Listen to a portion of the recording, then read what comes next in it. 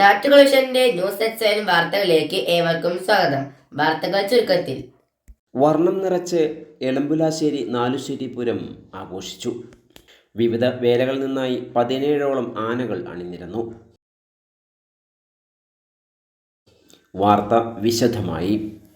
വർണ്ണക്കാഴ്ചകളൊരുക്കി എളമ്പുലാശ്ശേരി നാലുശ്ശേരി ഭഗവതി ക്ഷേത്രത്തിലെ പൂരം ആഘോഷിച്ചു. വൈകിട്ട് ദേശവേല സംഗമം നടന്നു. വിവിധ വേലകളിൽ നിന്നായി 17 ആനകൾ നിരന്നു. വടക്കൻ വേല, ദേവസ്വം പുത്തൂർ വേല, മങ്ങാട്ടു പടിഞ്ഞാറൻ വേല, കിഴക്കൻ വേല തുടങ്ങിയ വേലകൾ ക്രമപ്രകാരം എത്തി വാദ്യഘോഷങ്ങളോടെ വലം വെച്ചു. തിറ, പൂതൻ, കുതിര എന്നിവയും ഉത്സവത്തിന് മിഴിവേകി. രാവിലെ പുലാപ്പറ്റ രാജനും നായരും സംഘവും അവതരിപ്പിച്ച പഞ്ചാരിമേളം, പൂമൂടൽ എന്നിവയും നടന്നു. കൂട്ടാല ഭഗവതി ക്ഷേത്ര നിവേദ്യം വിതരണം, കാളവേല എന്നിവയും ഉണ്ടായി. ബംഗളൂരു തരംഗം KC രൂപേഷ് അവതരിപ്പിച്ച ഭരതനാട്യവും ഉണ്ടായിരുന്നു.